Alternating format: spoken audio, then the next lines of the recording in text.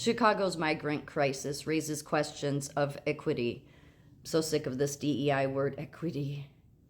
The irony of this, though, the irony is overwhelming with this. Apparently, the undocumented workers here, the former illegal aliens that, illegally came into the country, not the recent ones in the past few years, but the ones before that, they're upset that the ones coming illegally now are getting more than they got. Can you believe this? Can you believe the iron? Like, could we be doormats anymore for everybody else? So I'm not going to read this whole thing. It's really long. Just the highlights, because just the hypocrisy. Gonzalo Garcia arrived in Chicago from Mexico 30 years ago and has worked, paid taxes, and raised a family. He's also undocumented, and he can't help but be incensed when he sees a new wave of immigrants arrive with a path to obtain a work permit and potentially to citizenship. Quote, I think about how difficult my life was, especially in the beginning, without having that work permit, Garcia says in Spanish through a translator. It's hard to see that we are not being awarded anything. So we're supposed to award people that come into our country illegally? Is that what I'm understanding? The migrant crisis has brought to light inequality in the way immigrants are treated. Really? It's brought, let me say that again. The migrant crisis has brought to light inequality in the way immigrants are treated. No, it's brought to light the inequality of the way U.S. citizen Americans are treated. That's what it's brought to light.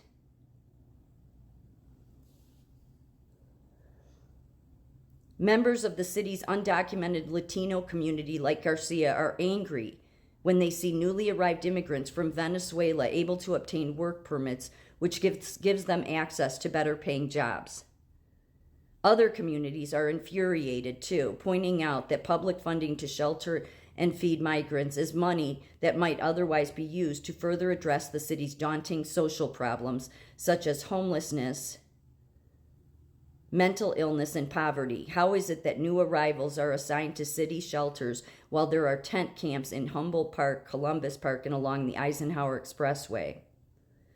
The immigration system is not equitable, says Jose M. Munoz, executive director of La Casa Norte, which serves youths confronting homelessness. It never has. Well, that's because, Mr. Munoz, you're too busy with your DEI agenda and too busy instead of all of you people in leadership doing the right thing and standing up for closing the border, you've supported open borders. All of this is manufactured, it could totally not be happening, and it is because of leadership at all of our institutions. Federal immigration rules reflect a response to world crises. No, I've been saying for over 3 years now, you don't go on some world crusade. I don't care what the nursing profession says in this country, the medical profession says in this country, the science or the education system. If you can't take care of your own in your own country and you go getting on some global crusade, it just shows that you shouldn't be the head of leadership in anything because you lack common sense. So the outcomes often appear arbitrary and inconsistent. Refugees from Ukraine received parole, a status that enabled them to fly in and apply for work permits. Did you know that? There are no blanket protections for migrants from Venezuela. Those who arrived before July 31st, 2023 can apply for status that protects them from deportation and enables them to obtain a work permit, but migrants who arrived in August or later face a more difficult path. The federal government has extended some protections to refugees amassing at the southern border, not just from Venezuela, but also from Nicaragua, Haiti, and Cuba. Incumbent undocumented workers don't begrudge work permits and services for the new arrivals. The vice president of Immigrant Justice at the Resurrection Project, a nonprofit, quote, our ask is we deserve it too. You deserve what? Our tax money? Why can't we apply for parole? Why don't we get work? The irony, just the hypocrisy. There's also anger directed at the federal government for not picking up the funding slack. The state of Illinois has provided or committed more than $600 million to migrant care, including direct funding to the city of Chicago. The city spent more than $270 million last year, drawing from a mix of federal and state local funding. It budgeted $150 million for this year, but hopes to land more federal and state dollars. This quote. This is from a city spokesperson. This is money we're forced to use because of a federal emergency. Alderman William Hall of the 6th Ward said, the federal government needs to step up, otherwise it will break the metropolitan cities and suburbs. Maybe that's what needs to happen. The inequality, because that's what you're trying to make happen, to force the federal government to come in. The inequality rises, riles Hall's South Side constituents. They're saying, how are you finding $50 million for migrants and you couldn't come up with $50 million when the schools closed 10 years ago? A divide across immigrant communities. An estimated 3/4 of the 34,000 migrants who have landed in Chicago since August 2022 are from Venezuela. Not all have a path to obtain a work permit, but some do. If they arrived before July 31st, 2023, they were afforded temporary protected status, or TPS, which enables them to live and work in the U.S. legally. Yes, this is why the nursing profession pushed nurses out, most especially during 2020. Again, the nursing associations and unions were working with the heads of the hospital. They were, to get cheap labor. The Resurrection Project, which works with the government agencies in assisting migrants, estimates that of the more than 15,000 migrants in shelters, roughly 3,500 are eligible for work permits.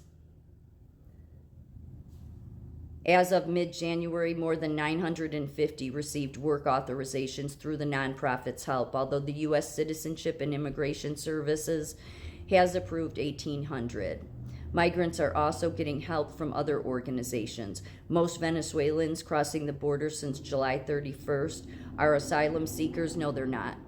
Many of them are being trafficked. There's no check and balance to any of it. There's a ton of experts that have said so too. So this is from Crane. Crane is like it's a website for like businesses. I follow them because, well, they're the ones that they're letting everybody know that all of Chicago is basically becoming just one big monopoly. And yeah, it's Crane's. People have heard of the website Crane's Business World, I think it is.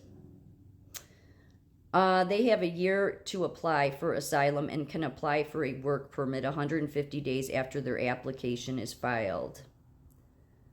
There is no assurance that migrants in the end will win their cases, which are decided based on a seeker's particular circumstances. What is certain is that the process moves slowly as the administrative system and courts are exceedingly backlogged, immigration experts say. Well, yeah, that's probably, that's why we should have the borders shut down. But yeah, they had to ruin all that, all the far left communists. The recent immigrants have a path to work permits. Undocumented Chicagoans from Mexico who have worked in the shadows for years, if not decades. We hear they can't work because they don't have a permit.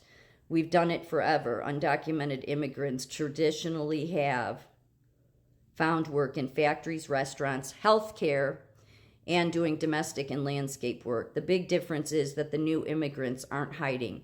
They cross the border and declare to U.S. Customs and Border Protection officials their intention to seek asylum. In contrast, many Mexican immigrants arrived undetected or overstayed a visa in what is now regarded as unlawful presence. Yeah, so the discrepancy in treatment also upsets U.S. citizens who are married to undocumented spouses. So do you see, it's all about the already illegals that are here, upset about the more illegals coming in. But when is it ever about the American citizens? Well, I don't think America's ever been about the actual American citizens.